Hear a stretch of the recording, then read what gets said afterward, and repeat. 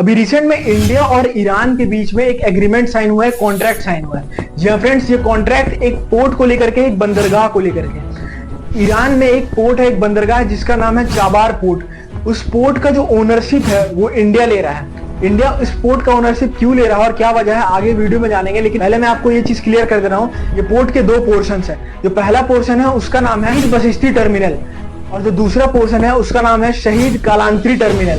तो ये दो टर्मिनल है जिससे जो पहला पोर्शन है उसका ओनरशिप ऑलरेडी इंडिया का पास पहले से है, लेकिन अभी जो रिसेंट में कॉन्ट्रैक्ट साइन हुआ है, इस कॉन्ट्रैक्ट के बेसिस पे इंडिया जो है वो पूरे कंप्लीट बंदरगाह का ओनरशिप लेना चाहता है। अब बात करते हैं कि ये दोनों कंट्रीज की ऐसी कौन सी दोनों कंपनी है जिनके बीच में ये कॉन्ट्रैक्ट साइन हुआ है। पहले मैं आपको बता दूं, इंडिया की तरफ से जो कंपनी है उसका नाम है IPGL, मतलब इंडियन पोर्ट ग्लोबल लिमिटेड।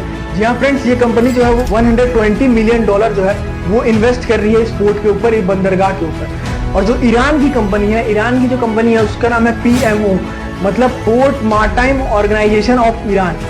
ये दो कंपनी है जिनके बीच में ये कॉन्ट्रैक्ट साइन हुआ है। जो पूरा एक रूट है इसको एक और नाम दिया गया है, इसका नाम दिया गया है INSTC, मतलब international north south transport corridor. तो अब बात करते हैं कि इंडिया का ये बंदरगाह पे इतना ज्यादा फोकस क्यों है।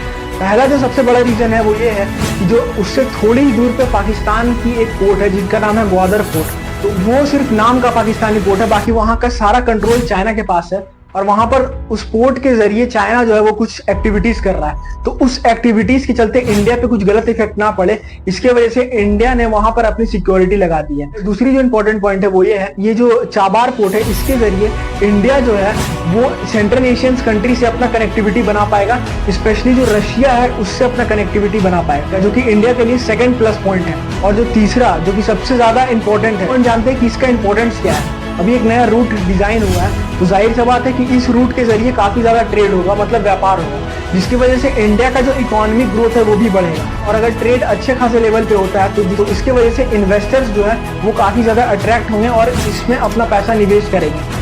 इंपॉर्टेंट चीज है वो ये है कि इसके वजह से जॉब्स क्रिएट भी होगा। मैं ये नहीं बोल रहा हूँ काफी बड़े लेवल पे जॉब मिलेगा, लेकिन ये एक बड़ा प्रोजेक्ट है जिसपे कुछ लोगों को तो जॉब्स जरूर मिले। तो यही कुछ मेन रीजंस थे इंडिया ने उस पोर्ट पे इतना ज्यादा फोकस किया और उस पोर्ट का जो ओनरशिप है वो इंडिया ने लिया। इतना ही नहीं बल्कि इंडिया ने पूरे 10 साल के लिए उस पोर्ट का ओनरशिप लिया है, और सिर्फ 10 साल के लिए ही नहीं बल्कि इस 10 साल के बाद भी हम इस चीज को रिन्यू करा सकते हैं। तो फ्रेंड्स, ये कुछ इन्फॉर्मेशन थे इस टॉपिक से रिलेटेड। जय हिंद।